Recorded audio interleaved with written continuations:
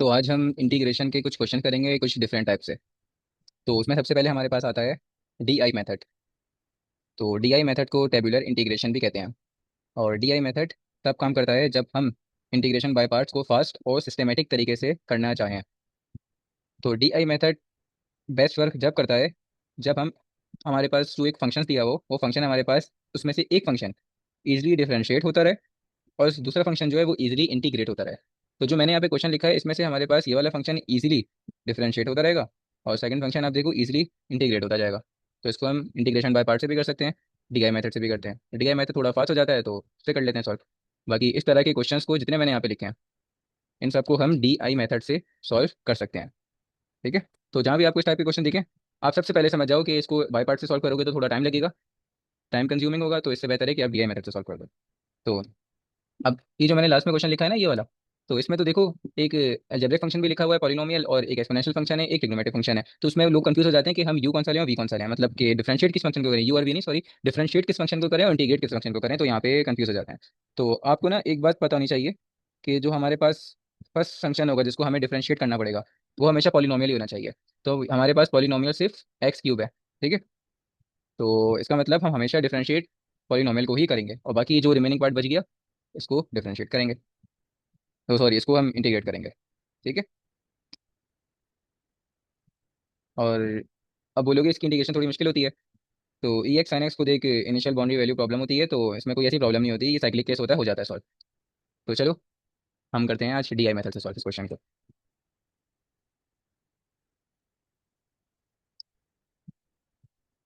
तो देखो सबसे पहले आपने करना है यहाँ पे हम एक कॉलम बना देते हैं साइन का, उसके बाद यहाँ पे डिफरेंशिएट का बना देते हैं और उसके बाद बना देते हैं इंटीग्रेट का।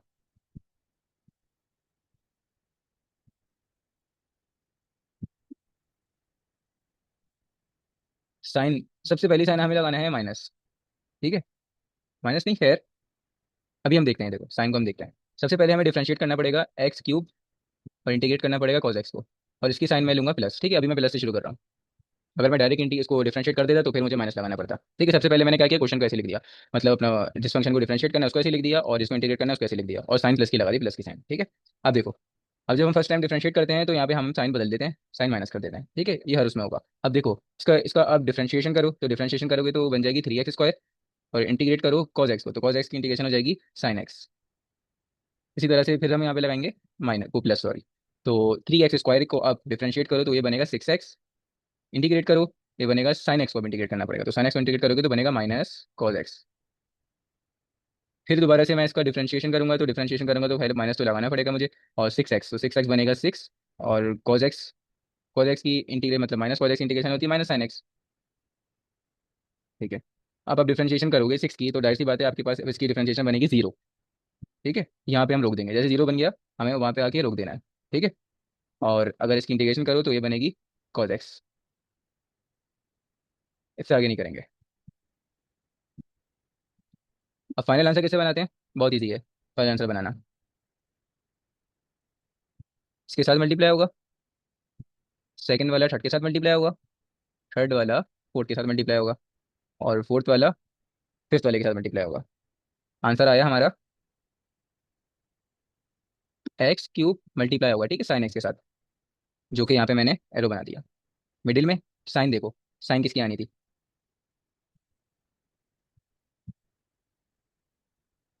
यहाँ पे आप साइन देखो प्लस की साइन है, प्लस की साइन के साथ मल्टीप्लाई हो जाएगी। ठीक है, तो साइन हम प्लस की लगाएंगे। अब देखो, अब 3x square minus cos x. ठीक है, तो साइन किसकी थी, माइनस की थी, तो यहाँ पे मुझे माइनस तो लगाना पड़ेगा। 3x स्क्वायर मल्टीप्लाई होगा इसके साथ माइनस कॉस एक्स के साथ, तो minus minus which is plus, तो ये मेरे पास बन गया प्लस, और इसको मैं बना दूंगा इरेज करके 3x स्क्वायर और कॉस एक्स। अब नेक्स्ट पे आएंगे, तो यहाँ पे पहले से लिखा हुआ है प्लस, ठीक है, तो मैं लगाऊंगा प्लस। 6x मल्टीप्लाई होगा माइनस साइन एक्स के साथ, जब 6x मल्टीप्लाई होगा माइनस साइन एक्स के साथ तो बन जाएगा 6x साइन एक्स, और माइनस की साइन इस प्लस को बना देगी माइनस। इसी तरह से अब इसकी बारी आएगी, तो ये 6 मल्टीप्लाई होगा कोस एक्स के साथ, और पीछे आएगा इसके माइनस, बस हो गया खत्म। और यहाँ पे आ जाएगा प्लस सी। इसी तरह से हम करते हैं डीआई मेथड से सॉल्व। आप चाहो तो इसको इंटीग्रेशन बाय पार्ट से भी कर सकते हो, तो मैंने बोला इस तरह के क्वेश्चन करवाया नहीं है तो करवा दें।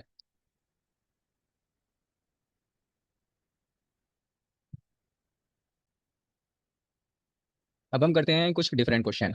तो ये क्वेश्चन देखने में बाजार बहुत ज़्यादा मुश्किल लग रहा है, तो अब इसको सॉल्व करना शुरू करते हैं। जितना मुश्किल क्वेश्चन देखने में लगता है इतना ज़्यादा होता नहीं है बेसिकली। तो अगर मैं इसको इस तरह से चेंज कर दूँ,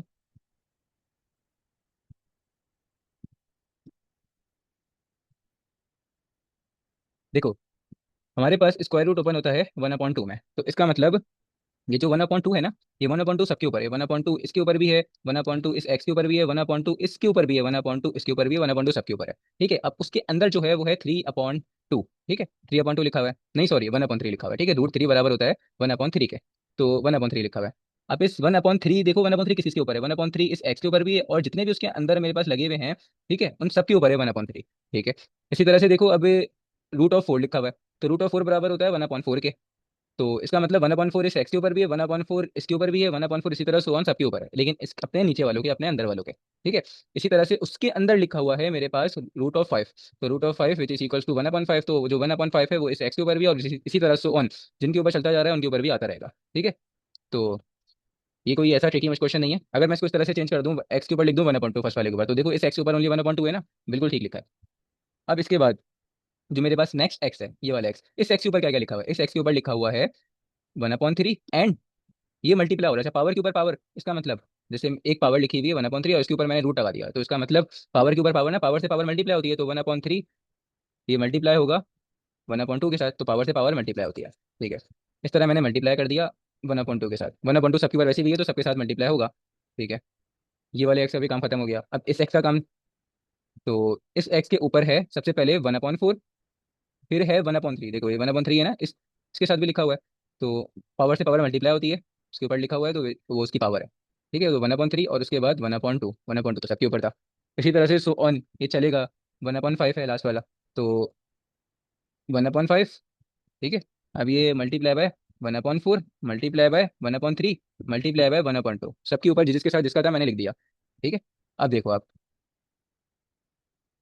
अगर मैं इसको ये सबने पढ़ा है कि बेस सेम और power add, base same power add सबको पता है। ठीक है, तो बेस सेम है तो पावर को मैं ऐड कर दूंगा। ठीक है, पावर को मैं ऐड करता हूँ बिल्कुल, 1/2, इसी तरह से पावर 1/3, इसी तरह से ये सो वन चलेगा 1/4। ठीक है, इसी तरह से ये सो वन चलेगा, मतलब ये अब चलता जाएगा। देखो 1/2 भी है, 1/3 भी है, 1/2 भी है, दोबारा से 1/2 आ गया, तो इन सबके साथ मैं प्लस प्लस प्लस लगा दूं, और काफी सारे 1/2 लिख दूं, काफी सारे 1/3 लिख दूं, काफी सारे 1/4 लिख दूं, इसी तरह ये सो वन चलता रहेगा। तो देखो इसको पहले हम अलग अलग करके लिख ही देते हैं ताकि ये समझ में आ जाए, कोई प्रॉब्लम ना हो। 1/2 है, उसके बाद है 1/3 है, उसके बाद है 1/2, उसके बाद है 1/4, उसके बाद है 1/3, 1/2, 1/5, 1/4, 1/3, 1/2। अब अगर मैं इसको इस तरह से लिख दूं तो चलेगा या नहीं चलेगा, अभी देखना।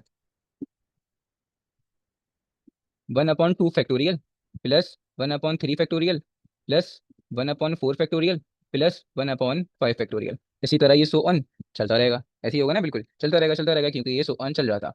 ठीक है, तो बिल्कुल लिख सकता हूँ ऐसा। अब देखो ऐसा मैंने क्यों लिखा, 2 फैक्टोरियल का मतलब क्या होता है, ये 2 फैक्टोरियल है और ये ओपन हो जाएगा मल्टीप्लाई बाय 1, 2 मल्टीप्लाई 1 में लिख सकता हूँ बिल्कुल। ठीक है, अगर मैं इस 1/2 को उठाता हूँ और इसकी जगह पे लिख देता हूँ 1/2 फैक्टोरियल, तो ये ओपन होके 1/2 मल्टीप्लाई बाय 1 विच इज 1/2, तो ये 1/2 ही बना सेम। ठीक है, लिख सकता हूँ इसकी जगह पे, लिख दिया 1/2। अब 1/3 फैक्टोरियल है, तो देखो 1/3 फैक्टोरियल है, 1/3 फैक्टोरियल ओपन होता है 1/3 मल्टीप्लाई बाय 2 विच इज 1/6 बनेगा। ठीक है, तो 1/6, तो 1/6 इसी तरह ये सो वन इस सीक्वेंस में आगे होगा या नहीं होगा, होगा बिल्कुल, 1/6 लिखा हुआ होगा, बिल्कुल ठीक है 1/6। इसी तरह अगर मैं यहाँ पे अब इसको इस तरह से बना दूँ 1/4 फैक्टोरियल, तो 1/4 factorial which is 4 multiply by 3 multiply by 2 multiply by 1। ठीक है, इन सबको आप मल्टीप्लाई कराओ, इस तरह से ये सो वन चलते जा रहा है, रुक नहीं रहा, तो ये वहाँ पे लिखा हुआ होगा, बिल्कुल होगा। तो मैं इन सबको पैकेट बना के लिख रहा हूँ कुछ इस तरह से, 1/2 फैक्टोरियल, 1/3 फैक्टोरियल, 1/4 फैक्टोरियल, 1/5 फैक्टोरियल। ठीक है, अब आपको पता है कि हमारे पास जो सीरीज होती है e की पावर x की, वो होती है 1 plus x/1 factorial x square upon 2 factorial. आप बोलोगे ये सीरीज तो हमने सॉल्व की थी अपने इंटर लेवल पे, तो with the help of Taylor series हमने सॉल्व किया था, बिल्कुल ठीक है किया था। तो ये सीरीज ना हमें बेसिक सीरीज याद होनी चाहिए, साइन एक्स की, कॉस एक्स की, एलन एक्स की, ई की पावर एक्स की, एक्सपोनेंशियल सीरीज की सारी सीरीज आपको याद होनी चाहिए, क्योंकि ये कभी भी किसी भी क्वेश्चन में मिडिल में बन जाती हैं। तो फिर उस सीरीज को हमें उसके इक्वल्स लेना पड़ता है, जिसकी भी वो सीरीज होती है, इस तरह से हमें लेना पड़ता है। ठीक है, तो आपको सीरीज याद होनी चाहिए, जिन जिनके मैंने नाम लिए उनकी बेसिक सीरीज होती हैं, याद करना पड़ेंगी। ठीक है, अब अगर मैं इसकी जगह पे पुट कर दूँ एक्स की वैल्यू 1, तो ये बन जाएगा ई की पावर 1, मतलब विच इज़ 1 ही, सेम बन जाएगा। यहाँ पे 1 आ गया, ठीक है, यहाँ पे 1 आ गया, तो ये बन जाएगा 1/1 फैक्टोरियल, ये बन जाएगा 1/1 फैक्टोरियल का आंसर होता है 1, ठीक है। इसी तरह से यहाँ पे बन जाएगा 1/2 फैक्टोरियल, ये बन जाएगा 1/3 फैक्टोरियल, और इसी तरह से 1 चलता जा रहा है। ये 1 + 1 = 2, तो ये बन जाएगा E = 2, 2 बन गया ना, तो अगर इसको मैं दूसरी साइड पे शिफ्ट कर दूँ तो ये बन जाएगा -2, ठीक है, बन गया। अब ये दोनों तो हट गए क्योंकि ये लेफ्ट हैंड साइड पे मैंने सिर्फ शिफ्ट कर दिया, और यहाँ पे बच गया मेरे पास राइट हैंड साइड पर =2 की दूसरी साइड पर बच गया 1/2 फैक्टोरियल, 1/3 फैक्टोरियल, इसी तरह से ये सोन चलता रहेगा 1/4 फैक्टोरियल और 1/5 फैक्टोरियल, 1/6, इसी तरह से सोन ही चलता रहेगा, ठीक है, ये चलता रहेगा चलता रहेगा चलता रहेगा। तो इस पूरे के बराबर क्या आया है, E⁻², तो मैं इस पूरे की जगह पे लिख सकता हूँ E⁻², लिख सकता हूँ E⁻², और dx, ठीक है, लिख दिया। अब इस पे नॉर्मल बेसिक इंटीग्रेशन रूल लगेगा। अच्छा, ये जो इसकी पावर लिखी हुई है ये कांस्टेंट है, ठीक है, ये पूरा का पूरा कांस्टेंट है, तो आपको इसकी फिक्र नहीं लेनी कि ये क्या लिख दिया इस तरह से। तो करते हैं, और E⁻1 या E बराबर होता है 2.718 के, पता होना चाहिए आप लोगों को, ठीक है, अगर नहीं पता तो मैंने बता दिया। तो ये कांस्टेंट ही है, तो बेसिक इंटीग्रेशन रूल लगेगा, वो रूल होता है मेरे पास xn+1 और n+1 मालूम है सबको। तो x E-2 + 1 divide by E-2 + 1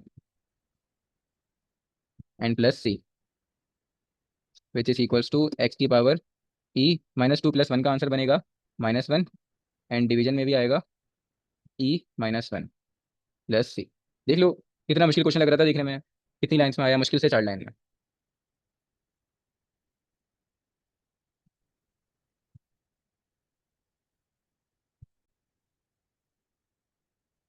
अब करते हैं थोड़ा डिफरेंट टाइप का क्वेश्चन। तो यहाँ पे सबसे पहले स्टूडेंट्स कंफ्यूज हो जाते हैं कि हम इस पर कौन सा मेथड यूज़ करें, सब्स्टिट्यूशन मेथड, एलिमिनेशन मेथड, या ट्रिग्नोमेट्रिक सब्स्टिट्यूशन। तो उसमें से तो अभी फिलहाल ही किसी भी तरह से नहीं हो रहा, तो यहाँ पे हम फंस गए। तो प्रॉब्लम यहाँ पे ये आ जाती है कि इस तरह की टर्म्स आपने पहले सॉल्व की भी नहीं है, तो बिल्कुल ईजी है, कुछ नहीं करना, आपको फैक्टराइजेशन आती है, ठीक है, इसको हम रेशनलाइज कर देंगे। तो इसको हम अगर रेशनलाइज करें तो यहाँ पे हमारे पास फॉर्मूला लगेगा, विच इज़ a³ - b³ बराबर होता है a - b a² +ab + b² के, x-1 x² + x+1। डिवीजन में अगर हम देखें डिनोमिनेटर में, तो x कॉमन आ रहा है, तो x common, and x² - 1 dx।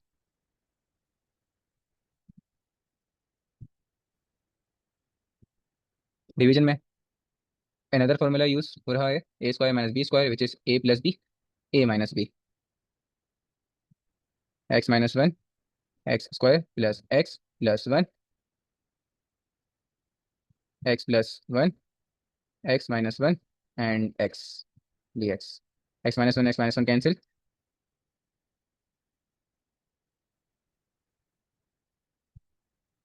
यहाँ पे बच गया x² + x+1 x x+1 dx। एक और टर्म कॉमन आ रही है, अगर मैं यहाँ से x कॉमन निकाल दूँ तो x+1, x कॉमन आ गया इन दो टर्म से, यहाँ पे बच गया +1, और x × x+1, सेम टर्म्स बनी ऊपर नीचे, अभी कैंसिल नहीं होंगी, मैं दिखा रहा था इसे, इसके ऊपर नीचे सेम टर्म बनी है, ठीक है। अब हम कर देंगे इस पे एलसीएम ब्रेक, ठीक है।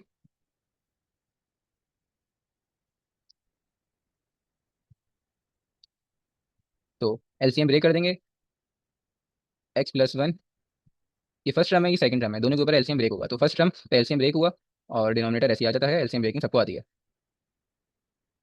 1/x × x+1, ठीक है, यहाँ पे भी एलसीएम ब्रेकिंग हो गई,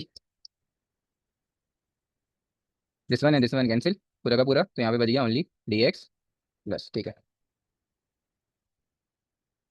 यहाँ पे अगर मैं इसको इस तरह से लिख दूँ, +x एंड -x लिख दूँ, तो कोई मसला तो नहीं होगा ना, +x - x विच इज़ 0, तो दोबारा से मेरे पास रिमेनिंग जो ऊपर वाली टर्म थी वही बनेगी, ठीक है। तो इसको मैं कुछ इस तरह से लिख रहा हूँ, अरेंज करके पहले ही लिख देते हैं, मैंने बता दिया ना, एक दफ़ा +x डाला और एक दफ़ा -x डाला, x+1 and -x dx।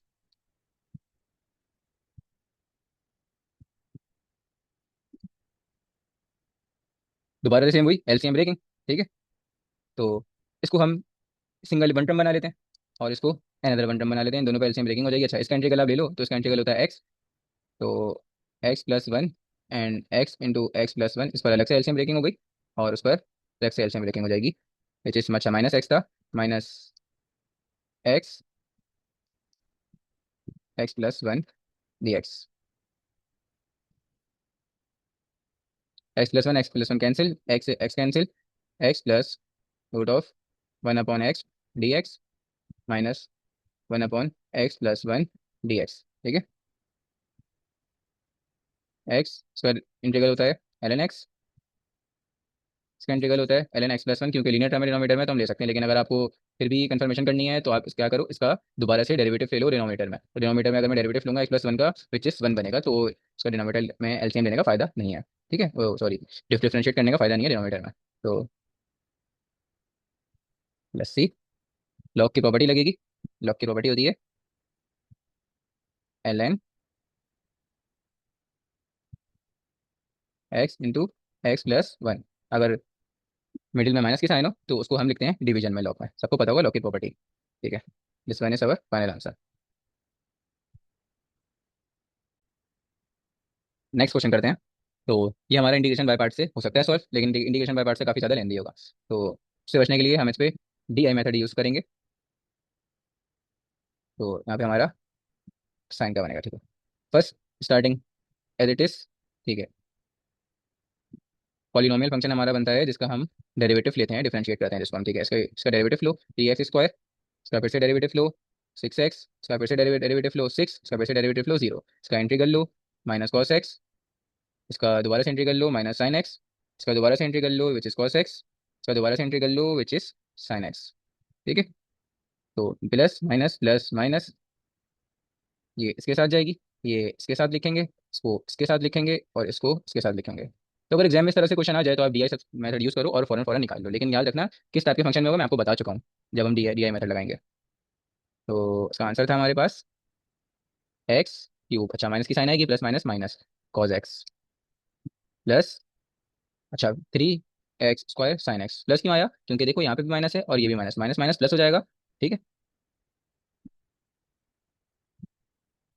Plus six x cos x minus six x, oh sorry minus six and sine x, ठीक है, प्लस सी।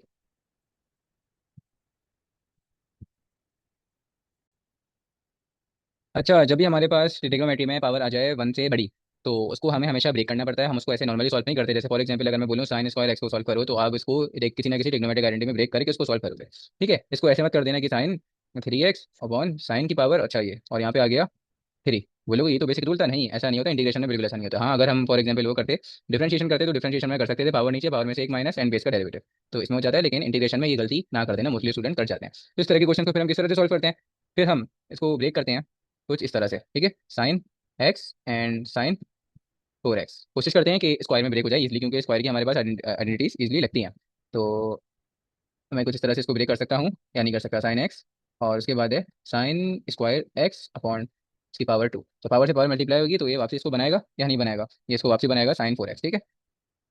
तो मतलब साइन की पावर फोर एक्स, तो sine x one minus cos square x, identity लगाई मैंने, one minus cos square x d x, ठीक है। Sine square x which is equals to one minus cos square x. इसके बाद सबसे substitution method तो सबने यूज़ किया है ना। देखो, अगर मैं इसका डेरिवेटिव लूँ तो बराबर में मौजूद है या नहीं है, अगर मैं कॉस को उठा लूँ और कॉस का डेरिवेटिव लूँ तो बराबर में मौजूद है, तो बिल्कुल मौजूद है, तो ठीक है मैं इस पूरे को बना दूंगा यू के बराबर।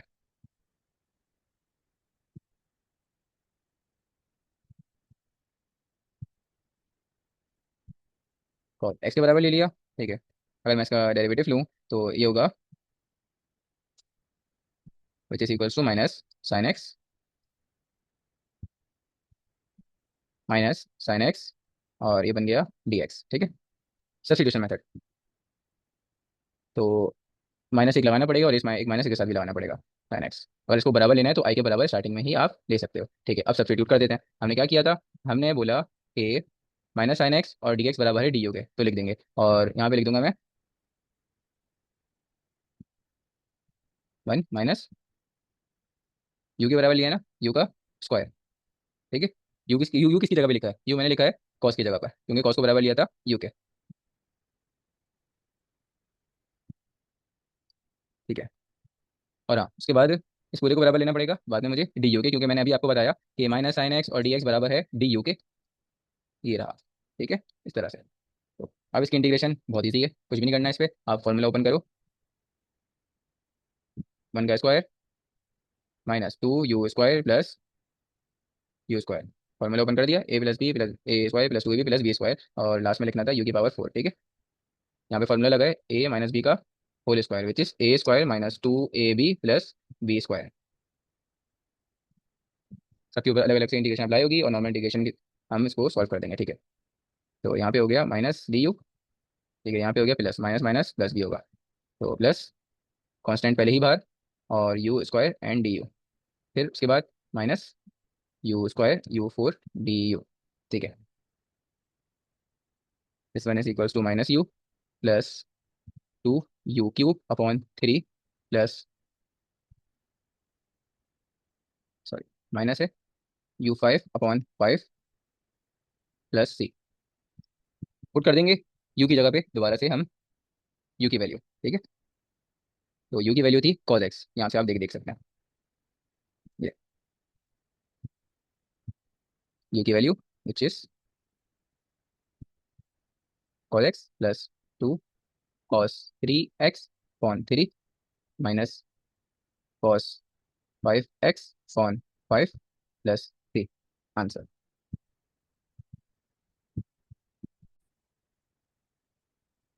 एक और क्वेश्चन देखते हैं हम। अच्छा देखो, ये क्वेश्चन भी हमें हमारे पास इंटीग्रेशन बाय पार्ट से भी हो सकता है और डीआई मेथड से भी हो सकता है, क्योंकि अगर फर्स्ट फंक्शन को देखो तो ये इसकी इजीली डिफरेंशिएशन हो जाती है, और सेकंड फंक्शन देखो तो उसका इंटीग्रल भी इजीली हो जाता है। ठीक है, तो इसको हम डीआई मेथड से कर सकते हैं। तो सबसे पहले मैंने क्या किया, मैंने डिफरेंशिएट किया एक्स स्क्वायर को, जो कि 2x बना, फिर 2 बना, फिर दोबारा से डिफरेंशिएट किया, 0 बन गया, 0 पे रुक जाते हैं, और प्लस माइनस प्लस, फिर साइन 3x का इंटीग्रेशन करो, इंटीग्रेशन होती है -cos 3x, लेकिन एंगल अलग है। देखो एंगल 3x है, तो 3x का डिनोमिनेटर में, याद है ना, डिनोमिनेटर में हमें लेना पड़ता है डेरिवेटिव, विच इज 1/3, जब यहाँ पे 1/3 आया हुआ है मतलब। ठीक है, 1 इस तरह से बनेगा, 3 डिनोमिनेटर में 3 आया हुआ है ना। ठीक है, तो उसके बाद दोबारा से इसका इंटीग्रेशन करेंगे तो ये बन जाएगा, फिर दोबारा से इसका इंटीग्रेशन करेंगे तो ये बन जाएगा। तो देखो, ये इससे मल्टीप्लाई होगा, ये इससे मल्टीप्लाई होगा, ये इससे मल्टीप्लाई होगा, तो x square multiply by minus का 1/3 cos 3x। ठीक है, विच इज इक्वल्स टू, ये बन गया। अच्छा, यहाँ पे मुझे लगाना था कॉस, तो कॉस लगा देते हैं। ठीक है, उसके बाद इसको मैंने किया तो minus minus which is plus. ठीक है, और 2/9 एक्स साइन यहाँ पे था 3x। ठीक है, तो 3x, फिर उसके बाद 2/27 cos 3x। ठीक है, उसका मैंने इंटीग्रेशन किया था, दोनों को मल्टीप्लाई कर दिया और ये आंसर हो गया। अब नेक्स्ट क्वेश्चन देखते हैं। अब देखो, फिर से ये भी थोड़ा सा डिफरेंट क्वेश्चन आ गया। तो यहाँ पे देखो, सबसे पहले आपको ये देखना पड़ता है, अगर आप सब्स्टिट्यूशन मेथड से सॉल्व कर रहे हो तो सबसे पहले तो ये सोचो, अच्छा ट्रिग्नोमेट्रिक सब्स्टिट्यूशन तो नहीं हो सकता, ट्रिग्नोमेट्रिक सब्स्टिट्यूशन के लिए आप लोगों को सबको पता है हमारे पास किस तरह की टर्म्स होनी चाहिए, मैंने आपको बताया था। वो तो आपके सामने लिखी भी नहीं है, तो ट्रिग्नोमेट्रिक सब्स्टिट्यूशन तो लगेगा नहीं, बाय पार्ट्स भी नहीं लगाओ। उसके बाद कौन सा करेंगे हम, उसके बाद हम सोचोगे सब्स्टिट्यूशन लग सकता है। ठीक है, तो सब्स्टिट्यूशन पे आ जाओ। तो सब्स्टिट्यूशन के लिए आप देखो, आपको देखना पड़ता है कि जो भी डिनोमिनेटर में या न्यूमरेटर में टर्म लिखी हुई है उसका डेरिवेटिव मौजूद तो नहीं है, तो बिल्कुल मौजूद है। अगर आप इस x4 को देखो, अभी सिर्फ x4 को कंसीडर करो, x4 का डेरिवेटिव मेरे पास न्यूमरेटर में मौजूद है। ठीक है, अगर मैं इसका डेरिवेटिव लूँ तो ये बनेगा 4x3, तो x3 तो आ गया ना। और जो ये कोफिशिएंट है, कोफिशिएंट का कोई मसला नहीं है, क्योंकि कोफिशिएंट को मैं मल्टीप्लाई भी कर दूंगा, डिवाइड भी कर दूंगा, तो वो तो बन जाएगा। लेकिन x3 तो बन गया ना, तो बिल्कुल बन गया। लेकिन प्रॉब्लम यहाँ पे क्या कर रहा है, ये x प्रॉब्लम कर रहा है। तो इस x को हम क्या कर देते हैं, एलसीएम ब्रेक कर देते हैं। एलसीएम अगर ब्रेक कर दिया तो उस एलसीएम ब्रेक करने से फायदा है मेरे पास ये हो जाएगा कि जो फर्स्ट टर्म आ जाएगी ना, उस फर्स्ट टर्म का तो मतलब ही, जो फर्स्ट मेरे पास टर्म आ गई, इस फर्स्ट टर्म का तो इजीली मैं कर लूंगा। अगर मैं इस x4 को बना दूं, किसी के बराबर ले लूं, u के बराबर ले लूं, t के बराबर ले लूं, तो उसका तो डेरिवेटिव ऊपर मौजूद है। ठीक है, अब क्या बच गया मेरे पास, अब बच गया x, और ये x⁴ - 9। यहाँ पे हम फंस गए, क्या करें भाई, ये वाले में फंस गए। तो ये वाले में भी कोई ऐसी टेंशन वाली बात नहीं है। ये सोचो कि जो x लिखा हुआ है, ये x किसका डेरिवेटिव होता है। अगर मैं एक्स स्क्वायर का डेरिवेटिव लूँ, विच इज x, ये बनता है ना, x बनता है। ठीक है, तो क्या मैं डिनोमिनेटर में बना सकता हूँ एक्स स्क्वायर, बिल्कुल बना सकता हूँ। अगर मैं x⁴ को पैक कर दूँ x⁴ में, तो बिल्कुल बन सकता है, जी जी बन सकता है, तो उसको बना देंगे। तो यहाँ पे हम बराबर ले लेंगे u को एक्स स्क्वायर के। ठीक है, तो बारी बारी करते हैं। तो सबसे पहले ये वाला पार्ट देखते हैं। अगर ये वाला पार्ट आप देखो तो इसमें मैंने कहा था कि मैं u को बराबर ले रहा हूँ x⁴ के। ठीक है भाई, अच्छा ये पार्ट कंसिडर करने से पहले मैं एक काम करता हूँ, इस क्वेश्चन को दोबारा से एज इट इज ऐसे उतार देता हूँ। तो x³ upon x⁴ - 9 and dx plus x, क्योंकि यहाँ पे मुझे बनाना था एक्स स्क्वायर। ऐसे बना सकता हूँ, नहीं बना सकता, बिल्कुल बना सकता हूँ। अब सपोज कर रहा हूँ कि यू बराबर है एक्स की पावर 4 के, और इसका मैं ले रहा हूँ डेरिवेटिव। तो with respect to x derivative लूंगा तो ये बन जाएगा 4x क्यूब। बन गया 4x क्यूब। ठीक है। इसी तरह से ये बन जाएगा, अब मेरे पास डी यू की वैल्यू आ जाएगी 4x क्यूब dx। ठीक है। इसी तरह ये वाला कंसिडर करते हैं, यहाँ पे मैं बना लेता हूँ उसको टी के बराबर। टी के बराबर ले लेते हैं। टी को बराबर ले लेते हैं एक्स स्क्वायर के। तो अगर मैं डी टी अपॉन इसका मैं डिफरेंशिएट करूँ विद रिस्पेक्ट टू एक्स, तो ये बनेगा 2x। तो ये बन गया d t is equals to 2x and d x. तो यहाँ पे मेरे पास जो कोफिशिएंट है वो एक्स्ट्रा जो लिखा हुआ है पार्ट, वो लिखा हुआ है 2, और इधर लिखा हुआ है 4। इसको बनाएंगे, कैसे बनाएंगे अभी बना के दिखाते हैं। अगर मैं मल्टीप्लाई एंड डिवाइड करा दूँ तो 4x क्यूब dx, इस तरह से करा दूँ, बात एक ही है या अलग अलग बात है? बिल्कुल एक ही बात है। ठीक है, 4 से 4 कैंसिल आउट हो जाएगा और ये वापसी यही टर्म बन जाएगी।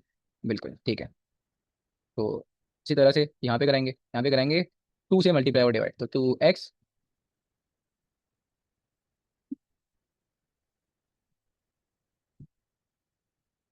तो ये पूरा का पूरा मैंने बराबर लिया था, यू को किसके बराबर लिया था? x4 के। 1/4 ऐसे ही आया। अच्छा, ये पूरा का पूरा किसके बराबर आया? डी यू के। डी यू लिख दिया, यहाँ पे मैंने लिख दिया एक्स फोर को यू। ठीक है। अच्छा, यहाँ पे x4 - 9 को ले लेते हैं ना पूरा का पूरा। x4 - 9, क्योंकि अगर मैं इसका भी डेरिवेटिव लूँ, इसका डेरिवेटिव तो 4x क्यूब होगा, और इसका डेरिवेटिव क्या होगा? 0 होगा। तो आगे 0 ही आया, 0 हटा देंगे, तो इससे फायदा ये हुआ कि ये पूरा का पूरा बराबर हुआ किसके? यू के। तो ये पूरा का पूरा को बराबर ले लिया यू के। ठीक है। मैंने वहाँ पे सिर्फ x4 लिया था, वो मिस्टेक थी। मैं पूरा का पूरा बराबर लूंगा x4 - 9 के। ठीक है भाई, ले लिया बराबर। ओके। यहाँ पे नहीं ले सकते पूरे के पूरे को बराबर, क्योंकि प्रॉब्लम यहाँ पे ये आ रही है कि x की पावर 4 थी डिनोमिनेटर में, मैंने आपको पहले भी दिखा दिया था। x की पावर 4 थी, उसको हमने ब्रेक किया था स्क्वायर स्क्वायर में। ठीक है, फिर इसको बराबर लिया था ताकि हमारे पास न्यूमरेटर में जो लिखा हुआ है उसके बराबर इसका डेरिवेटिव बन जाए। ठीक है। तो 1/2 2x dx बराबर होता है डी टी के बराबर में लिखा हुआ है। तो डी टी इसकी जगह पे आ जाएगा, एक्स स्क्वायर को बराबर मैंने लिया था टी के। ठीक है। तो ये बन गया टी और स्क्वायर, ये रहा, ये वाला स्क्वायर आ गया -9। 1/4। अच्छा, इसका 1/u का हमारे पास इंटीग्रल होता है ln u, जिस ln u। ठीक है। एंड 1/2 इसका भी इंटीग्रल लेंगे। अच्छा, इसका इंटीग्रल तो सबको याद होता है। इसका इंटीग्रल मेरे पास होता है, लिख के दिखा देते हैं आपको। टी स्क्वायर या एक्स स्क्वायर लिख देते हैं -9। इसका इंटीग्रल होता है, थोड़ा लेंदी सा होता है, 1/2 a ln x+a डिवीजन में x - a। ठीक है। ये क्या होता है? ये होता है यहाँ पे a स्क्वायर, अगर इस तरह से लिखा हुआ है तो। ठीक है। तो यहाँ पे लिखा हुआ है ये टी स्क्वायर है, और ये -a स्क्वायर, मतलब 9 स्क्वायर। 9 स्क्वायर की जगह पे मैं इस तरह से लिख सकता हूँ कि 9 स्क्वायर नहीं, सॉरी, ये था 3 स्क्वायर। तो मैं 3 स्क्वायर लिख रहा हूँ यहाँ पर, 3 स्क्वायर। ठीक है, इस 9 को 3 स्क्वायर बना सकते हैं, बिल्कुल बना सकते हैं। तो यहाँ पे आ जाएगा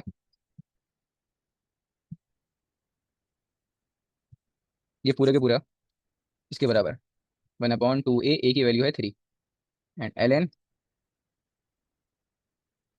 टी, टी के बराबर लिया ना। ठीक है। तो टी -3 एन टी+3। अच्छा, ऊपर होता है प्लस, माइनस होता है, नीचे होता है प्लस, मैंने यहाँ पे उल्टा लिख दिया।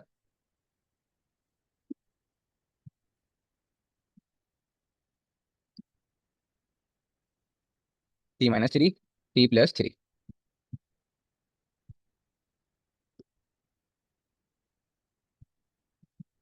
1/4 ln, इस u की जगह पे मैंने लिया था पूरा का पूरा x⁴ -9 प्लस 1/12 3 × 2 = 6 6 × 12 ln, इस t की जगह पे मैंने लिया था x⁴, मतलब x स्क्वायर। ठीक है। x² - 3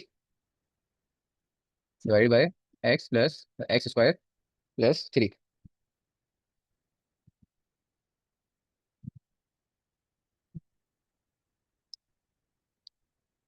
plus c। ये फाइनल आंसर था हमारा।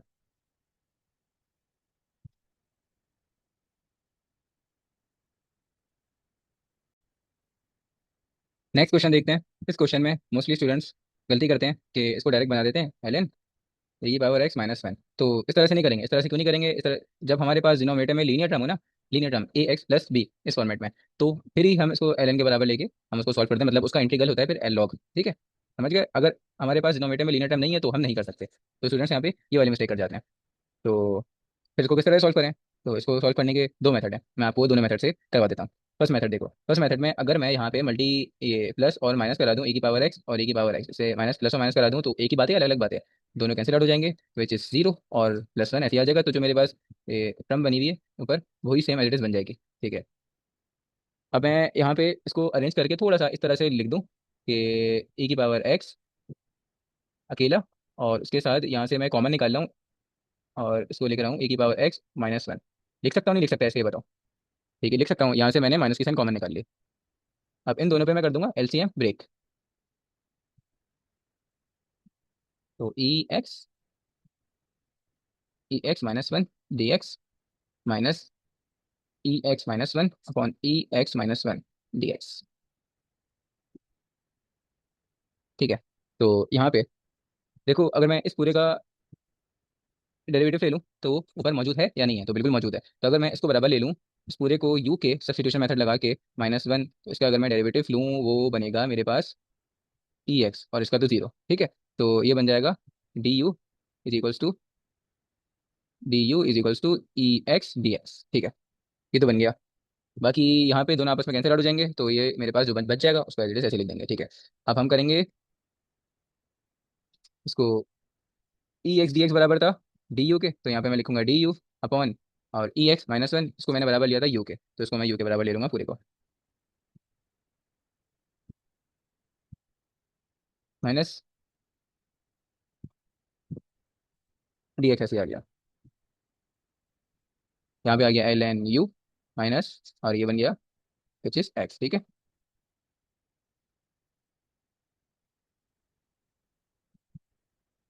यू की जगह पे हमने पुट किया था ई एक्स माइनस वन, तो ये सेम टू सेम ऐसे ही आ जाएगा, ई एक्स माइनस वन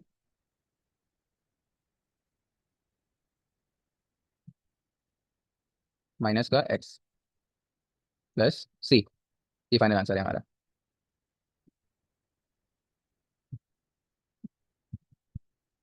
अब इसको थोड़े डिफरेंट वे में करते हैं,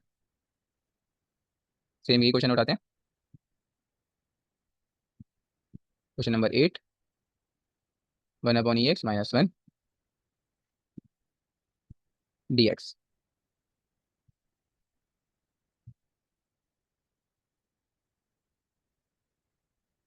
अगर मैं इसको रेसिप्रोकल कर दूं, ए की पावर एक्स कर सकता हूँ नहीं कर सकता? ठीक है, ए की पावर माइनस एक्स, सॉरी। अगर इस तरह से मेरे पास लिखा हुआ है टू की पावर माइनस वन, ये रेसिप्रोकल हो जाएगी तो ये टू बन जाएगा। अगर टू की पावर माइनस वन यहाँ पे रेसिप्रोकल हुई भी है, तो ये बन जाएगी ये, इस तरह से रेसिप्रोकल करना तो सबको आता है ना, इस तरह से मैंने रेसिप्रोकल कर दिया ए की पावर एक्स को, एंड यहाँ पे आया minus one as it is ऐसी। ठीक है, इसका एलसीएम ले लूंगा मैं, तो डिनोमीटर में एलसीएम लूंगा, डिनोमीटर में, तो ये बन जाएगा माइनस एक्स, दिस वन यहाँ पे मल्टीप्लाई होगा, और यहाँ पे इसके नीचे कुछ नहीं लिखा हुआ वन, तो वन इससे मल्टीप्लाई होगा। ठीक है, एलसीएम लेना भी सबको आते हैं। अब ये सबको पता है, अगर हमारे पास थर्ड नंबर पे टर्म जो लिखी हुई होती है वो चली जाती है डायरेक्ट ऊपर, कैसे जाती है बना के दिखा देते हैं, कोई मसला नहीं है।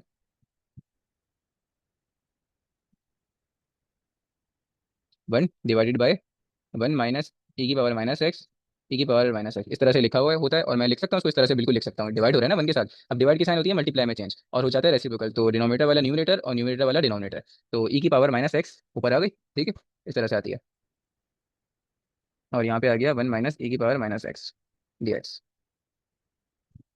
अब देखो, अब अगर मैं इस पूरे को यू के बराबर ले लूँ, ये बन जाएगा वन माइनस ई की पावर माइनस एक्स। ठीक है, और इसका डेरिवेटिव ले लूँ ए यू अपॉन डी एक्स, तो इसका तो जीरो हो जाएगा, और इसका माइनस, और ए की पावर माइनस एक्स ऐसे ही आया।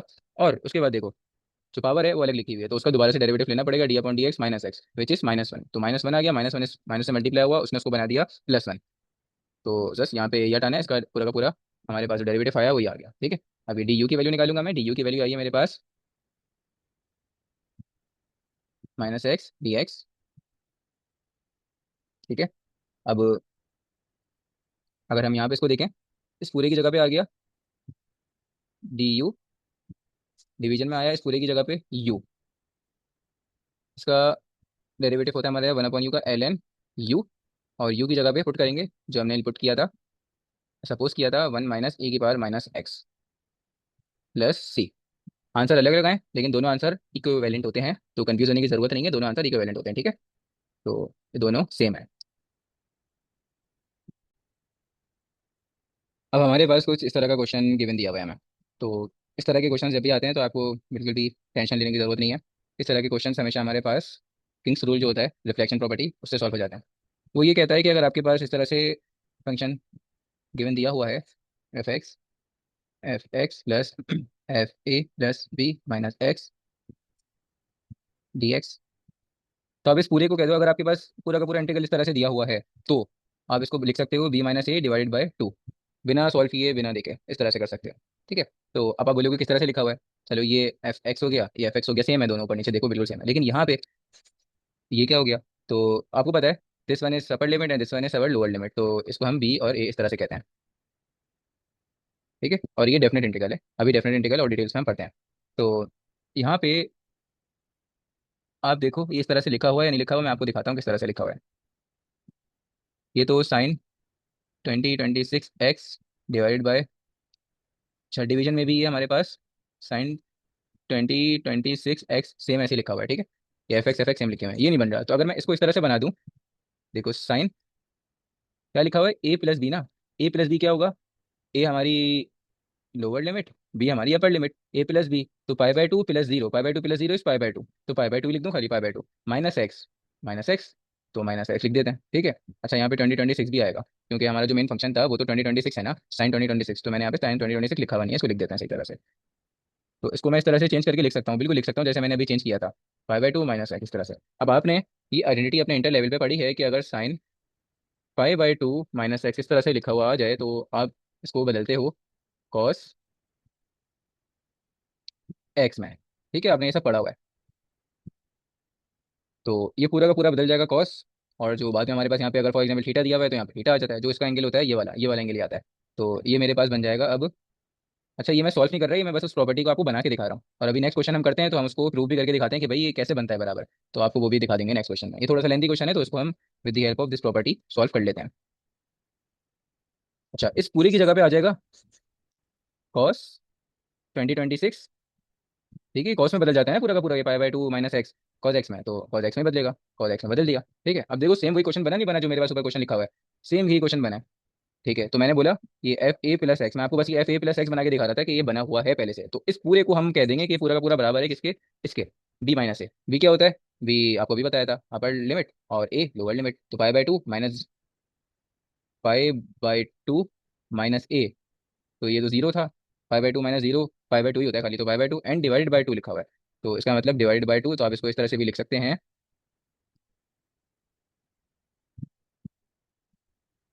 इसको हम इस तरह से भी डिवाइडेड बाय टू लिख लिख सकते हैं। ठीक है।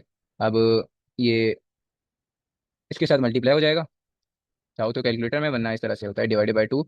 अब ये रेसिप्रोकल हो जाएगा, इट मीन से multiply 1/2 pi by four, pi by four हमारा फाइनल आंसर है। तो डायरेक्ट इसका वन लाइन आंसर आपको देना था पाई बाय फोर। खैर ये आपको सॉल्व करके दिखाना होगा, मैं आपको बता रहा था कि with the help of Kings property, ठीक है, किंग्स रूल जो होता है जिसको हम रिफ्लेक्शन प्रॉपर्टी भी बोलते हैं, तो हम कर सकते हैं उसकी हेल्प से। अच्छा अब आपको किंग्स रूल के बारे में बता देते हैं, एक उसका क्वेश्चन भी हम सॉल्व कर लेते हैं। अच्छा तो इसका हम यूज़ क्यों करते हैं, हम एक्सप्रेशन को सिंप्लीफाई करने के लिए यूज़ करते हैं। और ये क्या करता है, ये हमारे पास दो इंटीग्रल्स को ऐड करके इजी बना देता है कि हम उसको सॉल्व कर पाएँ।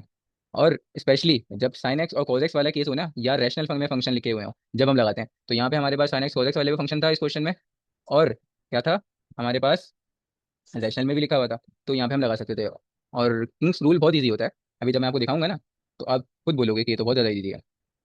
तो रूल क्या कहता है भाई, अब ये देख लेते हैं रूल क्या कहता है। रूल कहता है अगर आपके पास इंटीग्रेशन वाला जो फंक्शन है वो कुछ इस तरह से लिखा हुआ है, तो आप उसको बदल दो, इस तरह से बदल दो। ठीक है, इस तरह से बदल दो।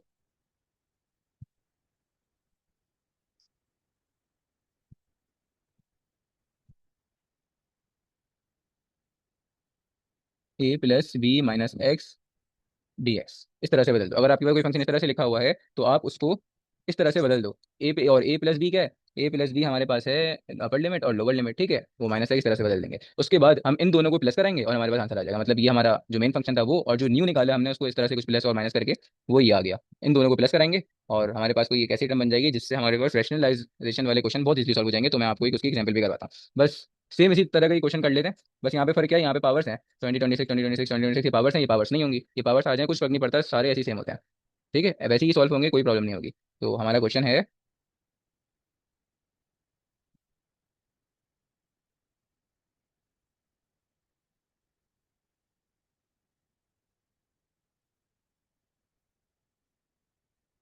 नंबर 9 था, अब 10 करेंगे। 5/2 0 cos x on sign x plus cos x d x. अब इस फंक्शन को मैंने आपको बताया कि हम कह देंगे आई के बराबर लेकर इसको ऐसे लिख देंगे सबसे पहले तो इस फंक्शन को, ठीक है,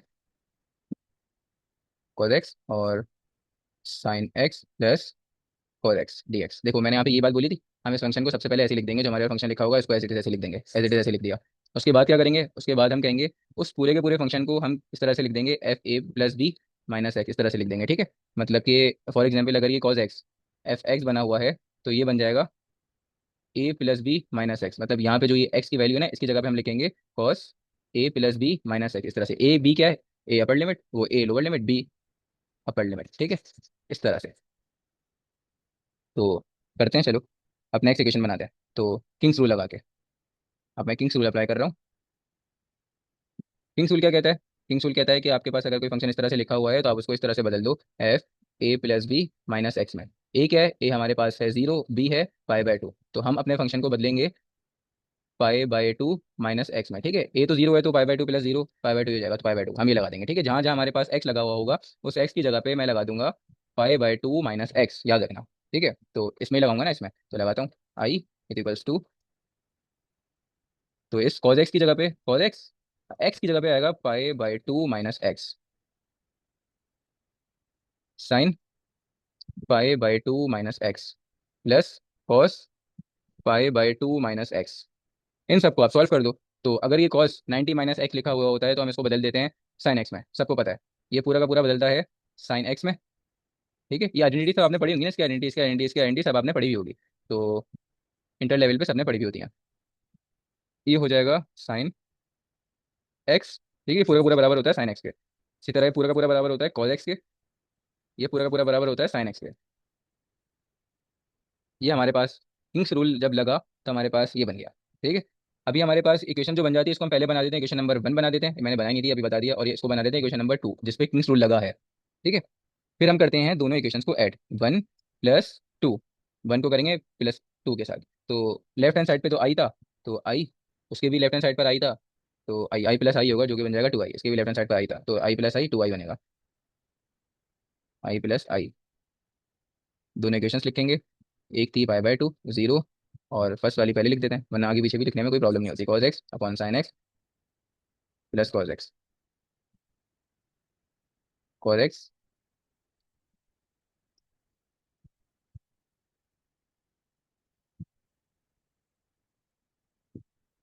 ठीक है, कॉस एक्स है ना पहले, cos x upon sine x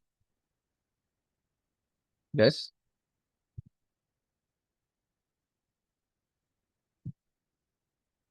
cos x, ठीक है। प्लस करेंगे इसके साथ पाई/2 0, यहाँ पे आ जाएगा sign x cos x plus sine x, अच्छा डी एक्स भी आएगा, डी एक्स, यहाँ पे मैंने डी एक्स लगाया, डी एक्स, ठीक है, यहाँ पे लगाओ। अभी दोनों प्लस हो जाएंगे तो नॉर्मल प्लस होंगे इंटीग्रल्स, तो 2 आई इंटीग्रल एक हो जाएगा प्लस होके, और cos x plus sine x, दोनों के एलसीएम सेम है। एलसीएम जब हम लेते हैं डिनोमिनेटर सेम होता है तो उन दोनों को ऐसे लिख देते हैं हम सेम टू सेम, और न्यूमरेटर को नॉर्मल प्लस करा देते हैं, तो न्यूमरेटर प्लस होगा cos x plus sign x, ठीक है। और डिनोमिनेटर दोनों के दोनों सेम है, जैसे फॉर एग्जांपल मुझे इसको सॉल्व करना है 1/2 प्लस 1/2, इसको सॉल्व करना है, तो डिनोमिनेटर जब सेम होता है तो एज इट इज ऐसे लगा देते हैं, टू एज इट इज ऐसे लिख देते हैं, और न्यूमरेटर को ऊपर ऐसे ही नॉर्मल प्लस करवा देते हैं जैसे हो रहा होता है, ठीक है, एज इट इज ऐसे करेंगे हम। तो देखो डिनोमिनेटर सेम है, sign x plus cos x plus sine x same है ना, आगे पीछे तो लिखे जा सकते हैं ना, कॉस एक्स पहले लिख दो साइन एक्स बाद में लिख दो, बात एक ही होती है। तो cos x plus sine x ये भी लिख दिया, और डी एक्स। अब क्या होगा, कॉस एक्स से कॉस एक्स कैंसिल, तो रिफ्लेक्शन प्रॉपर्टी जो किंग्स रूल होता है वो यही करता है हमारे पास, रैशनलाइजेशन को इस तरह से इजी बना देता है सॉल्व करना, पाई/2 और 0, और यहाँ पे बचा डी एक्स की इंटीग्रेशन विच इज एक्स। और जब हम डेफिनेट इंटीग्रल को सॉल्व करते हैं तो बारी बारी एक दफ़ा अपर लिमिट लगती है, मिडिल में माइनस आता है, फिर लोअर लिमिट लगती है, तो अपर लिमिट लगाएंगे फिर लोअर लिमिट लगाएंगे।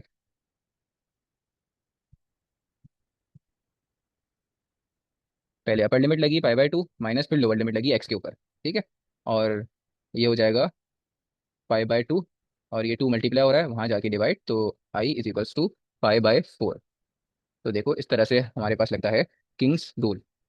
तो देखो किंग्स रूल मैंने आपको सिखा दिया। अब मैंने एक शॉर्टकट बताया था, वो शॉर्टकट पिछले क्वेश्चन में बताया था कि अगर इस तरह से कुछ लिखा हुआ है तो आप डायरेक्ट उसको b-a/2 लिख दो। तो मैंने भी थोड़ा सा इसको चेंज करके दिखा भी दिया था कि ये आपके पास जो कॉस 2026 लिखा हुआ है वो बेसिकली ये लिखा हुआ है।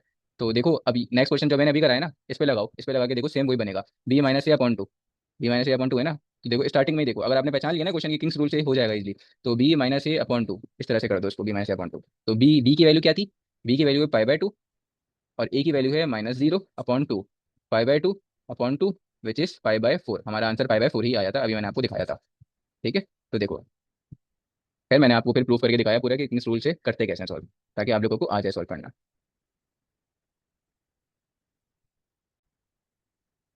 थोड़ा डिफरेंट क्वेश्चन देखते हैं अब। तो इसको सबसे पहले आपको करना है आई के बराबर लेना है पूरे के पूरे क्वेश्चन को। अब अगर आप इसको रैशनलाइज करते हो तो रैशनलाइज आप कुछ इस तरह से करोगे इसको कि कॉन्जुगेट वाला जो सीन होता है हमारे पास, हम साइन को बदल के मल्टीप्लाई और डिवाइड कर देते हैं। तो हम वही कर रहे हैं, कॉन्जुगेट तो नहीं ले रहे, लेकिन बस साइन को बदल के मल्टीप्लाई और डिवाइड कर रहे हैं।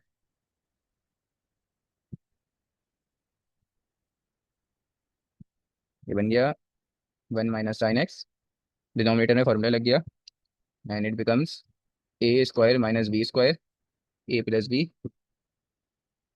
a-b। तो ए की वैल्यू है 1 और बी की वैल्यू है sin x, तो a² और b², 1 का स्क्वायर 1 और sin² x। 1 - sin² x बन जाता है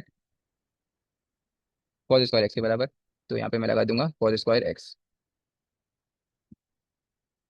1 माइनस का sin x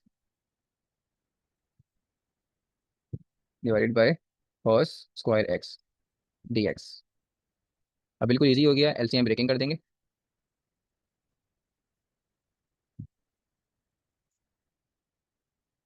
1/cos² x dx, उसके ऊपर अलग से एलसीएम ब्रेकिंग होगी, और sin x/cos²x उसके ऊपर अलग से एलसीएम ब्रेकिंग होगी यहाँ पे। ये पूरा का पूरा बदल जाएगा sec²x में,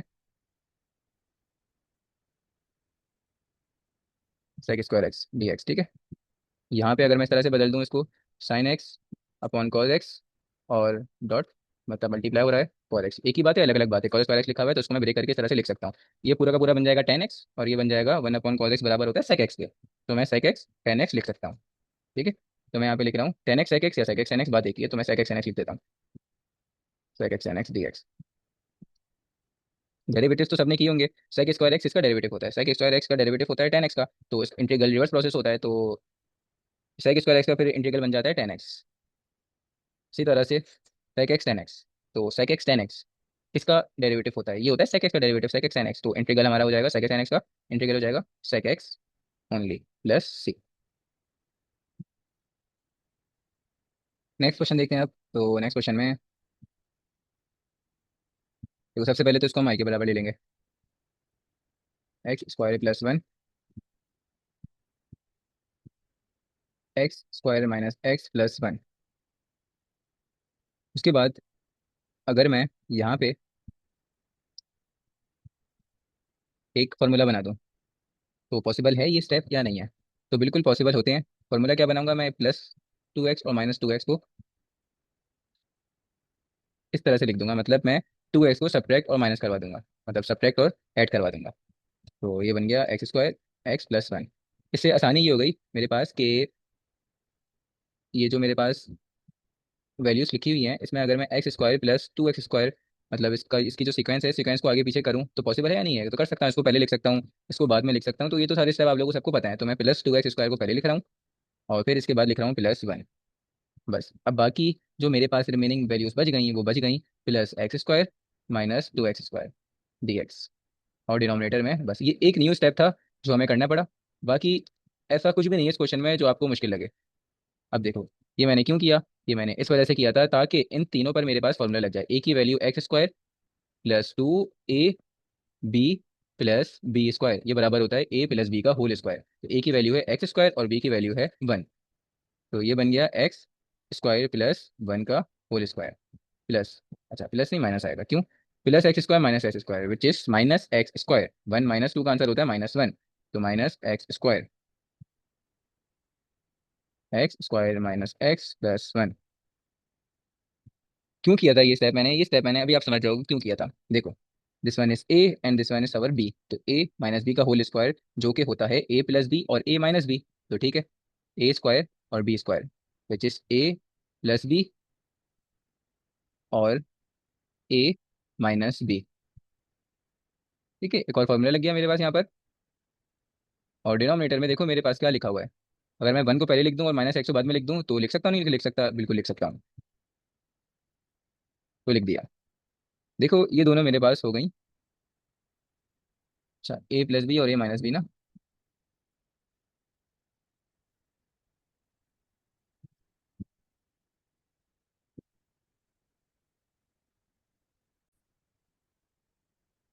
यहाँ पे एक्स स्क्वायर नहीं है, ठीक है, तो ये देखो कैंसिल आउट हो गई, same to same. X square क्यों नहीं है? क्योंकि ये ए स्क्वायर था ना, वो बी स्क्वायर था। मेरे पास जो रिमेनिंग वैल्यूज बची हैं वो बची हैं x square plus one plus x d x. सबके ऊपर अलग अलग इंटीग्रल अप्लाई कर देंगे, तो इंटीग्रल सबके ऊपर अलग अलग जाएगा, x square d x, one d x d x. तो इसका आंसर आया x cube upon three x square upon two x plus c. Next question देखते हैं। इस तरह का क्वेश्चन आप सबको पता है हम करते हैं बाय यूजिंग पार्शियल फ्रैक्शन। ये पार्शियल फ्रैक्शन का केस नंबर टू है, जो कि होता है denominator consist of repeated linear factor, और केस थ्री होता है denominator consist of non repeated quadratic factor. Case number four होता है denominator consist of repeated quadratic factor. Case three और केस फोर में क्वाड्रेटिक फैक्टर आ जाता है, और यहाँ पे मेरे पास आ जाता है लीनियर फैक्टर। तो हम अभी तो फिलहाल जो क्वेश्चन करेंगे वो लीनियर फैक्टर के ही करेंगे। तो अब ये रिपीटेड लीनियर फैक्टर है, मतलब ये इसकी पावर देखो टू है ना, ये रिपीट हो रहा है, ये दो दफा लिखा हुआ है। तो सबसे पहले हम सपोज करते थे, सबको पता है, अच्छा चलो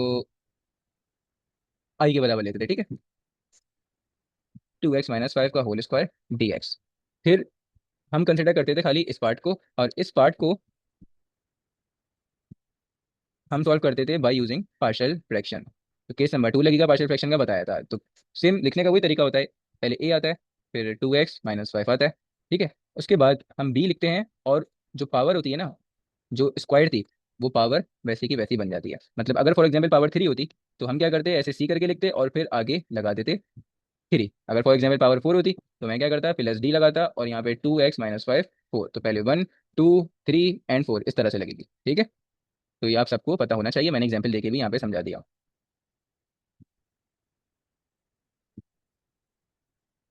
अब नेक्स्ट करते हैं। अब एक्स की वैल्यू क्या मिल रही है आपको पहले, अगर आप यहाँ से देखो, यहाँ से देखो या यहाँ से देखो, तो एक्स की वैल्यू आपको पहले मिलती है two x minus five is equals to zero. तो two x is equals to five, x की वैल्यू मिलती है फाइव अपॉन टू। तो ठीक है, पहली वैल्यू तो हमें फाइव अपॉन टू मिल गई, मैं फाइव अपॉन टू तो पुट करूंगा, तो कर देते हैं फाइव अपॉन टू पुट।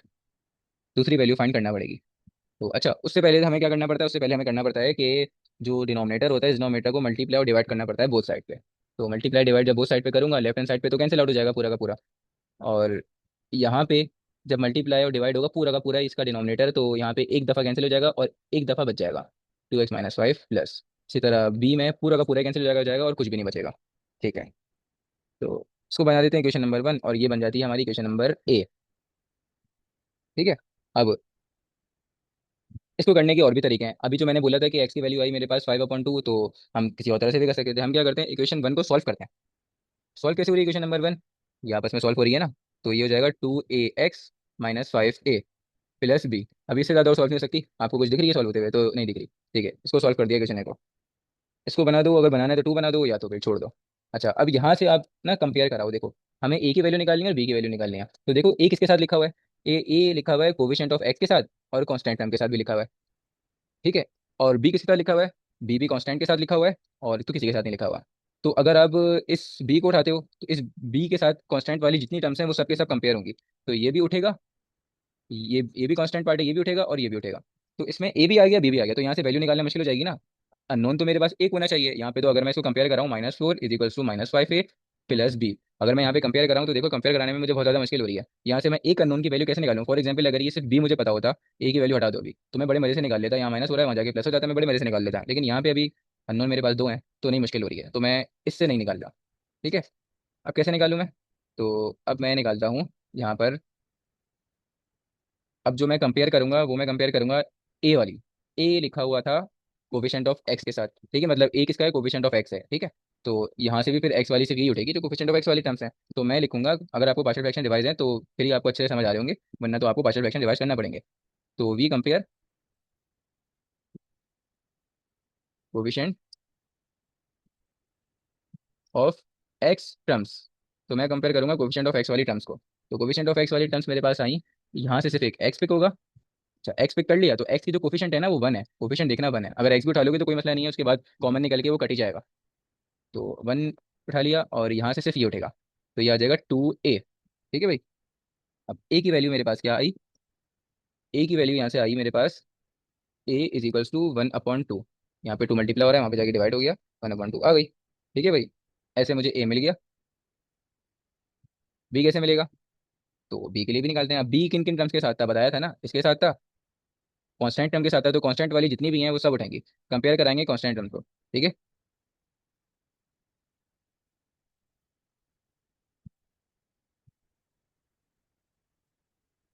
तो कांस्टेंट टर्म एक ये रही -4, और कांस्टेंट टर्म कौन सी है? -5a। ये नहीं उठाएंगे क्योंकि ये एक्स के साथ है, और ये भी कांस्टेंट है प्लस बी, ये भी उठा लेंगे। ठीक है, कांस्टेंट टर्म्स उठा ली मैंने। अच्छा, अगर फॉर एग्जांपल मैंने ऊपर आप लोगों को बताया था, अब यहाँ पे एक्स भी उठा लेते, वैसे तो मैंने क्लियर लिखा हुआ है कोफिशिएंट ऑफ एक्स उठाना है, तो क्या होता? यहाँ पे भी एक्स आता, अब एक्स से एक्स कैंसिल हो जाता, तो कुछ फर्क नहीं पड़ता। अगर उठाना चाहते हो तो उठा लेना। कंपेयरिंग कॉन्स्टेंट टर्म्स, तो ए की वैल्यू अब हमें मिल चुकी है ना, शुरू में तो दो अननोन थे, अब दो अननोन थोड़ी है। ए की वैल्यू ए की जगह पुट। हम्म तो याद करो, मैंने स्टार्ट में बताया था एक्स की जगह पे 5/2 भी पुट कर सकते हैं। जब 5/2 पुट करते तो यही तो बना 5/2, देखा? तो -4 -5/2 प्लस बी। अब क्या होगा? -4 plus 5/2 is equals to b. तो बी का आंसर आता है मेरे पास -4 plus 5/2 which is -3/2।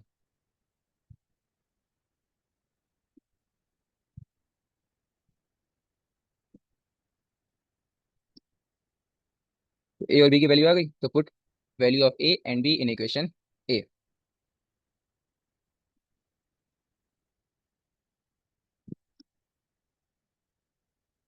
Equation a में पुट कर देंगे। इक्वेशन ए हमारे पास थी, ये लिखी हुई, एक्स माइनस का 4, 2x - 5 whole is equals to a. A था तो ए की जगह पे ए पुट होगा। तो ए की वैल्यू आई है 1/2।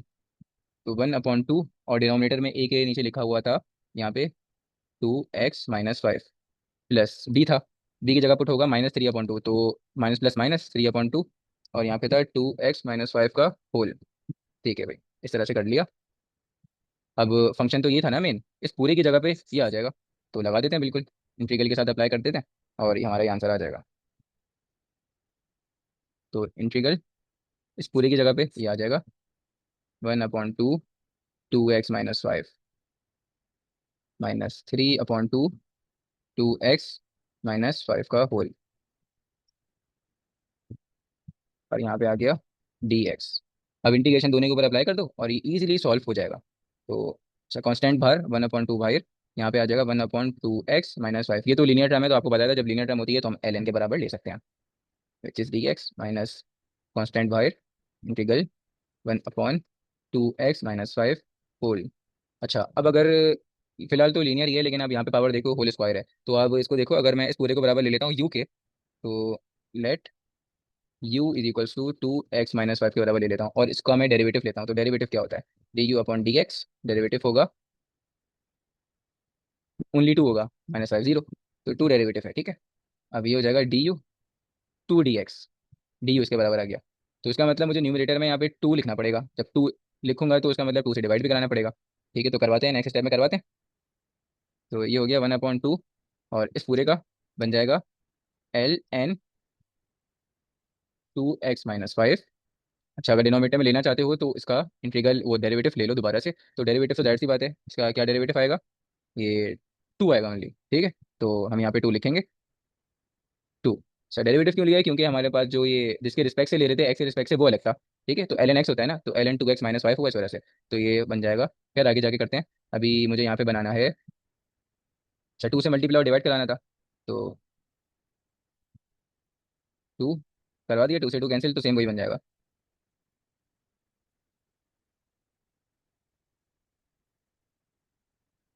1/4 ln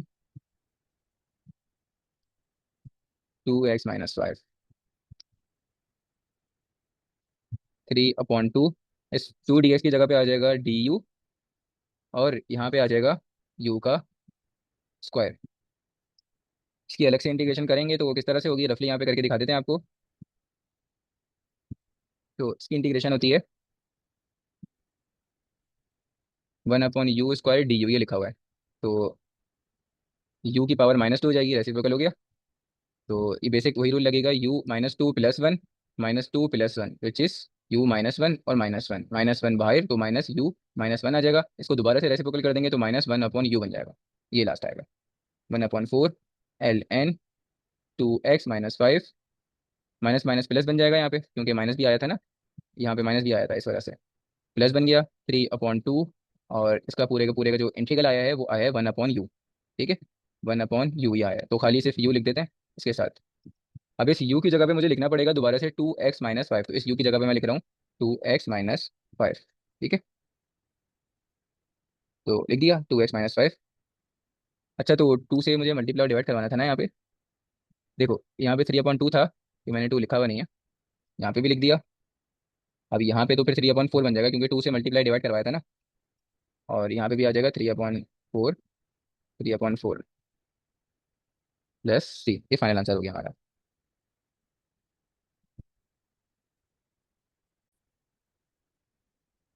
अब मैं आपको पहले ही बता चुका हूँ, जब हमारे पास इस तरह से आ जाए, यहाँ पे हायर पावर आ जाए, तो उसको हमें हमेशा कोशिश ये करना होती है कि ब्रेक करना पड़ता है।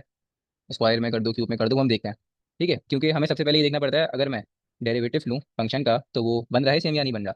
तो देखो, अगर मैं 1 + x³ का डेरिवेटिव लूँ, विच इज़ 3x² बनेगा। तो बिल्कुल इसका मतलब मेरे पास न्यूमरेटर में x² में होना चाहिए, तो x² बन जाएगा इजली न्यूमरेटर में। तो बनाते हैं इसको। तो आई के बराबर लूंगा, और यहाँ पे इसको ब्रेक कर देता हूँ x³ और x² में। एंड 1 + x³ dx, 1 + x³ अगर मैं यहाँ से, अच्छा, फिर हमें एक और काम करना पड़ता है। यहाँ पे सबसे पहले हमें एक एक्स्ट्रा, हमारे पास वेरिएबल आया ना x³, तो x³ की वैल्यू निकालना होगी। x³ की वैल्यू निकलेगी, यहाँ पे प्लस हो रहा है, वहाँ पे जाके माइनस हो जाएगा, तो u-1। ठीक है, और क्योंकि अगर मैं इसका डेरिवेटिव लूँ तो ये तो ऑलरेडी x² वाला बन रहा है, तो वो तो बन जाएगा। सो du/dx, इसका डेरिवेटिव लेते हैं। 1 का डेरिवेटिव 0, और 3x³ का डेरिवेटिव 3x²। 3 की कमी है, तो 3 से मल्टीप्लाई और डिवाइड भी करवाना पड़ेगा इसमें। तो यहाँ पे 3 से मल्टीप्लाई और डिवाइड डिवाइड भी करवा दिया, और मल्टीप्लाई भी करवा देते हैं। 3x² and dx 1 + x³, 1/3। x³ की जगह पे आएगा u-1, 3x² dx की जगह पे आएगा। अच्छा, तो यहाँ पे मल्टीप्लाई हो रहा है, तो वहाँ पे जाके डिवाइड हो गया, यहाँ पे डिवाइड हो रहा है, वहाँ पे जाके मल्टीप्लाई, तो 3x² dx, डी यू की वैल्यू भी आ गई। तो डी यू की जगह पे हमने पुट कर दिया, मतलब 3x² dx की जगह पे पुट कर दिया डी यू, √of u। ठीक है, ये पूरा का पूरा यू के बराबर लिया था, तो √of u कर दिया। यहाँ पे मैं अगर एलसीएम ब्रेक कर दूँ तो चलेगा, बिल्कुल चलेगा। तो यू के ऊपर अलग से एलसीएम ब्रेक इस तरह से, और 1/3 से भी मल्टीप्लाई हो गया दोबारा से ये, और इसके ऊपर भी अलग से इंटीग्रेशन अप्लाई हो जाएगी, बिल्कुल हो जाएगी। ठीक है, 1/√of u du। ठीक है, इस तरह से इसके ऊपर अलग से कर दिया, इसके ऊपर अलग से कर दिया एलसीएम। ठीक है, एलसीएम ब्रेक कर दिया, इसके ऊपर अलग अलग से कर दिया। और 1/3 तो इससे भी हो रहा था, इससे भी मल्टीप्लाई हो रहा था, दोनों से हो रहा था, दोनों से करवा दिया। 1/3 √u, base same power add होगी। अच्छा, ये अगर रेसिप्रोकल होगा तो ये बन जाएगा -1/2। तो इसकी पावर क्या है, 1 है, और इसकी पावर 1 -1/2 है, तो 1 - 1/2, 1 -1/2 du। 7 -1/2 होता है, इसको भी कर ही देते हैं। -1/2 होता है, तो -1/2 लिख दिया। सॉरी, -1/2 नहीं, 1/2। One minus one upon two ना, तो वन की साइन है प्लस, वन बड़ा है तो बड़े जो भी वैल्यू होती है उसकी साइन आती है हमेशा। यहाँ पे ये भी रेसिप्रोकल हो जाएगा, ये बन जाएगा माइनस का one upon two D you. अब इसकी इंटीग्रेशन कर देते हैं, इंटीग्रेशन बेसिक रूल से ही होगी बिल्कुल। You one upon two plus one is three upon two, and three upon two यहाँ पे भी आ गया प्लस माइनस है one upon three, minus one upon two plus one, one upon two बनता है, और यहाँ पे भी वन अपॉन टू बनेगा प्लस सी। तो यहाँ पे मेरे पास आएगा वन अपॉन थ्री। अच्छा, ये रेसिप्रोकल हो जाता है आपको पता है, तो it becomes two upon three, और थ्री थ्री जार नाइन, तो ये नाइन बन जाएगा। ठीक है, ये वाला थ्री तो थ्री से मल्टीप्लाई हो जाएगा, और ये ऊपर चला जाएगा न्यूमरेटर में टू अपॉन नाइन। और यू की जगह पे पुट हो जाएगा, यू हमने क्या लिया था, यू हमने लिया था one plus x cube, one plus x cube, three upon two, minus two ऊपर, टू अपॉन थ्री, यू की जगह पे वन प्लस एक्स क्यूब और वन अपॉन टू प्लस सी। ठीक है, ये हमारा हुआ फाइनल आंसर।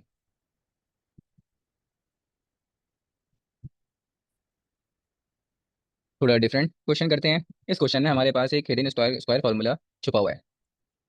किस तरह से देखते हैं। अब सबसे पहले तो हम इसको बना देते हैं आई के बराबर, सपोज कर लेते हैं इसको आई के बराबर।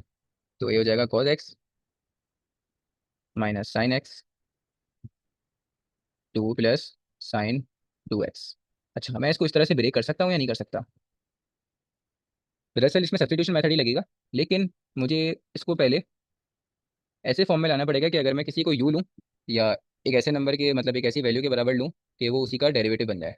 तो अभी तो नहीं बन रहा है फिलहाल, तो मुझे बनाना पड़ेगा one plus one plus sign to x. इस तरह से मैं इसको लिख सकता हूँ। साइन टू एक्स सबको पता है क्या होता है।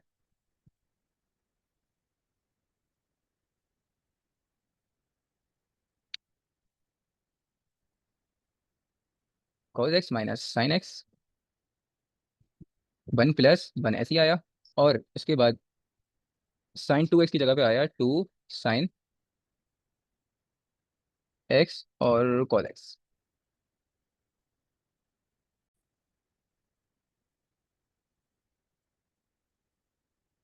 अब अगर मैं, अच्छा यहाँ पे पहले आइडेंटिटी मेंशन कर देता हूँ, साइन टू एक्स बराबर होता है two sine x cos x के। अच्छा, एक और बात आपको सबको बतानी चाहिए कि cos square x plus sign square x बराबर होता है वन के। तो मैं इस वन की जगह पे लिख सकता हूँ या नहीं लिख सकता। बिल्कुल लिख सकता हूँ, जो कि था इस वन की जगह पे। तो लिख देते हैं cos square x plus sign square x plus two sine x cos x. D x भी था, यहाँ पे डी एक्स था, यहाँ पे भी डी एक्स था, यहाँ पे भी डी एक्स था। अब मुझे इसको बस रीअरेंज करना है। रीअरेंज किस तरह से करेंगे, cos x minus sine x,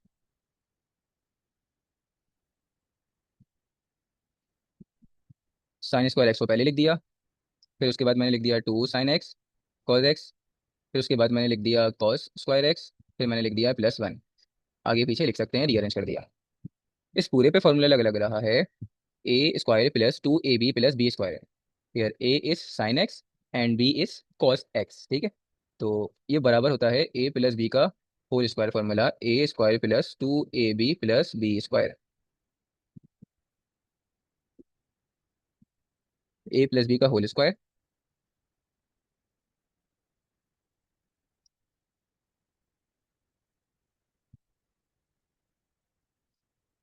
one plus, अच्छा चलो वन बाद में लिख देंगे, पहले हम लिख देते हैं sign x plus cos x plus one. इस पूरे की जगह पे फॉर्मूला लग गया, एंड प्लस वन ऐसे ही आ गया। ठीक है, और होल स्क्वायर भी लगा देते हैं। अब देखो, अगर मैं इस पूरे को सपोज करूँ, तो इसका डेरिवेटिव मौजूद है या नहीं है ऊपर। तो है बिल्कुल, साइन एक्स का होता है कॉस एक्स का होता है माइनस साइन एक्स, बिल्कुल है। तो इस पूरे को मैं बराबर ले लूंगा यू के, जो कि है sign x plus cos x. तो सिर्फ यही सब कुछ करने के लिए मैंने इस टाइप की सब्सटीट्यूशन की थी। तो D you upon D x, sine x की जगह पे आया कॉस एक्स का इंटीग्रल होता है माइनस साइन एक्स। ठीक है, डी यू की वैल्यू फाइंड करेंगे, cos x minus sine x d x वहाँ गया। अब आपसी पुट कर देंगे। आई इज इक्वल्स टू, ये पूरा का पूरा बराबर था डी यू के, तो डी यू लिख दिया। इसकी जगह पे you square plus one. You square plus one क्या बनता है, सबको पता है आपको, तो बताते हैं अभी। वन अपॉन ए स्क्वायर प्लस, नहीं सॉरी सॉरी, हाँ ठीक है, a square plus x square बनता है टेन इनवर्स, ठीक है, एक्स के बराबर। सब आपने डेरिवेटिव इंटीग्रेशन सीखी हुई होगी तो आपको पता है। तो यहाँ पे आ गया हमारा टेन इनवर्स यू आई। अच्छा यू के बार यू था, हमने जो सपोज किया था वो था sine x plus cos x inverse. यहाँ पे आया sine x plus cos x and last plus C.